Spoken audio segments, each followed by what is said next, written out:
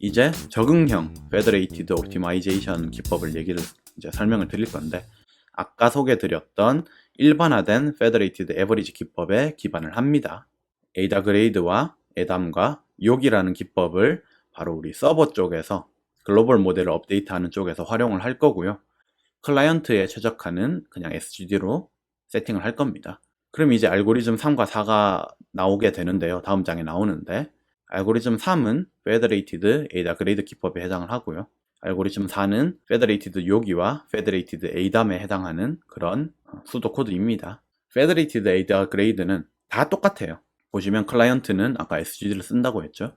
SGD를 써서 학습률만큼 업데이트를 하고, 걔를 다 전송을 하면 서버는 통합 후에 평균을 낸다. 이 다음 스텝이 이제 서버 옵티마이저를 썼다라는 부분에서 에이다 그레이드를 썼다라는 부분으로 바뀌는데, 이거 그냥 에이다 그레이드 기법이랑 똑같아요. 그걸 그냥 그대로 서버 쪽에서 썼다라고만 이해를 해주시면 됩니다. Fed 요기와 Fed 에담, Fed 요기는 초록색 부분이고 Fed 에담은 요 보라색, 파란색 뭐 하여간 요런 부분에 해당을 하는 건데, 클라이언트는 SGD를 썼고 통합 후에 평균을 내고 요기 또는 에이담 기법을 써가지고 파라미터를 갱신한다.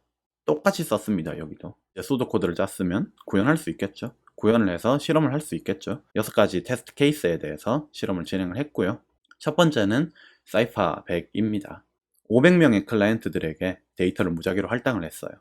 그리고 이종성을 줘야 되니까 이종성을 주기 위해, 즉 편향을 주기 위해서 어떤 기법을 썼는데, 계층적인 LDA 프로세스를 사용을 했습니다. 이 LDA도 되게 유명한 기법인데 우선은 중요한 부분이 아니라서 설명을 좀 넘어가도록 하겠습니다. 중요한 건 현실적인 편향 그런 이종성을 줬다.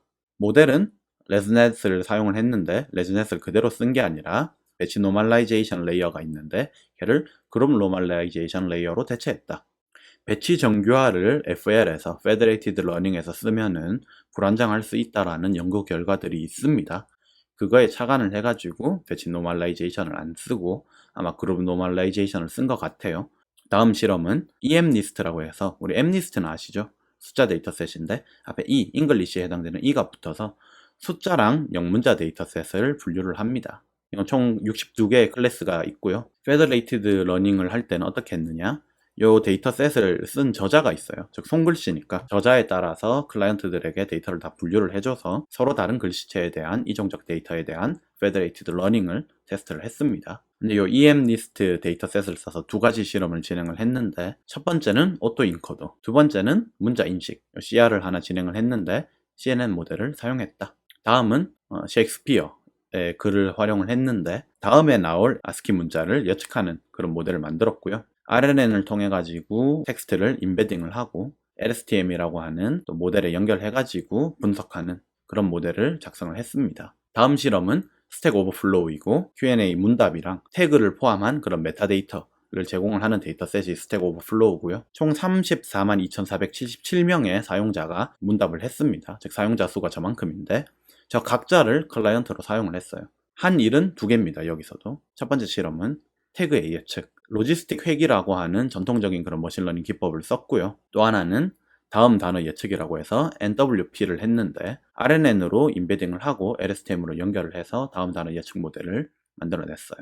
서머리를 하자면 사이퍼100이라는 데이터셋을 이용할 때는 클라이언트 500명, 그 다음에 데이터셋, 훈련 데이터셋은 5만 개, EMNIST 62라는 걸 활용했을 때 클라이언트 수는 3,400명, 총 트레이닝 데이터셋의 수는 67만 1,585개. 저거를 저 3,400명에게 나눠줬다는 소리고요. 셰익스피어 같은 경우에는 715명의 클라이언트, 데이터셋은 16,000 몇 개. 스택 오버플로우 같은 경우에는 34만 2,477명의 클라이언트, 트레이닝 데이터셋의 수는 1억 3천만 개가 넘도록 해서 실험을 진행을 했습니다. 구현은 구글에서 작성했다고 했잖아요. 본 페이퍼를. 구글이 가지고 있는 인공지능 플랫폼이 뭐죠? 텐서플로우잖아요. 텐서플로우 페더레이티드라고 해서 TFF라고 하는 라이브러리가 있습니다. TFF를 이용해서 페더레이티드 러닝을 구현을 했고요. 클라이언트 샘플링을 할 때는 클라이언트들이 있을 텐데 유니폼리 랜덤하게 그냥 선출을 했어요. 그리고 라운드별로 매번 새로 선출을 해가지고 클라이언트 서브셋을 만들어냅니다. 각 클라이언트들이 아까 SGD를 수행할 때 K번의 상수 스텝 대신에 E라고 표기하는 클라이언트 에폭을 수행을 합니다. 클라이언트가 가지고 있는 훈련 샘플의 수에 따라서 가중평균을 사용을 했고 글로벌 파라미터를 업데이트한다. 요게 유니폼한 평균, 일반적인 평균 대비 일반적으로 좋은 성능을 낸다라고 하는 연구에 착안해서 웨이티드 에버리지를 수행을 했습니다. 페더레이티드 에버리지 대비 페더레이티드 에이다 그레이드, 페더레이티드 에이담, 페더레이티드 요기를 비교를 했고요. 이 뒤에 후자의 3개는 서버의 학습률이 조정된다는 특징이 있고 학습률이 1고정이 아닌 그런 최적화기입니다. 또한 이 서버 최적화기가 조정된 학습률과 모멘텀을 가지고 있는 SGD와도 비교를 했는데요. Federated Average M으로 표기를 했습니다. 배치의 크기는 고정을 했고요. 성능을 비교할 때 일반적인 머신러닝에서도 똑같이 고정된 크기에 같은 크기의 배치를 사용을 합니다. 결과가 크게 두 부류로 분석을 했는데 첫 번째 결과는 클라이언트와 서버의 학습률을 상수로 고정을 해놓고 시작을 했고요. 두 번째는 클라이언트의 학습률을 라운드 수에 따라 바꿔가면서 진행을 했습니다. 우선은 첫 번째로 살펴볼 건데 컨스턴트한 러닝 레이트에 대해서 실험한 결과인데 제일 마지막 100라운드에 대한 성능 요약이 다음 표와 같습니다. 실험이 6개였는데 그 중에 위에 4개는 정확도에 대한 수치이고요. 다섯 번째는 로지스틱 회계의 결과니까 확률로 나오는 거고 1에 가까우면 좋은 겁니다. 여섯 번째 맨 마지막은 MSE, 즉 민스퀘어 에러라서 에러기 때문에 낮으면 낮을수록 좋은 거고요. 적응형 최적화만 사용을 하더라도 그냥 학습률을 바꿔주고 모멘텀을 적용한 이런 기법들만 활용을 하더라도 일반 페더레이티드 에버리지에 비해서 좋은 성능들을 보이고 있습니다. 테스트의 성능을 또 봤는데 라운드, X축이 라운드고 라운드가 진행됨에 따라 가지고 테스트 셋에 대한 성능이 어떻게 됐냐, 정확도가 어떻게 됐냐 뭐 이런 것들을 나타낸 표입니다. 보시면 페더레이티드 에버리지에 모멘텀을 적용한 것과 페더레이티드 에버리지를 그냥 바닐라하게 사용한 것은 성능이 증가할지는 몰라도 그렇게 큰 폭으로 증가는 안 했는데 적응형 최적화 기법들을 활용을 했더니 초반에 되게 빠르게 성능이 향상됨을 알 수가 있죠. 후반 가면은 학습률이 조정됨에 따라서 업데이트율이 조금 늦어질 거지만 어쨌든 전반적으로도 훨씬 월등한 그런 실험 결과를 보이고 있다라는 게 확인이 되고요. 둘 다 그러한 양상을 보이고 있습니다. 나머지 실험에 대해서도 다 그렇습니다. 한 가지 독특한 점이 있죠. EMNIST 오토인코더에서는 ADAM 기반의 최적화 기법을 서버 측에서 사용을 했더니 수렴을 못하더라라고 하는 실험 결과가 나왔습니다. 또 하나 살펴볼 수 있는 게 클라이언트의 학습률과 서버 학습률의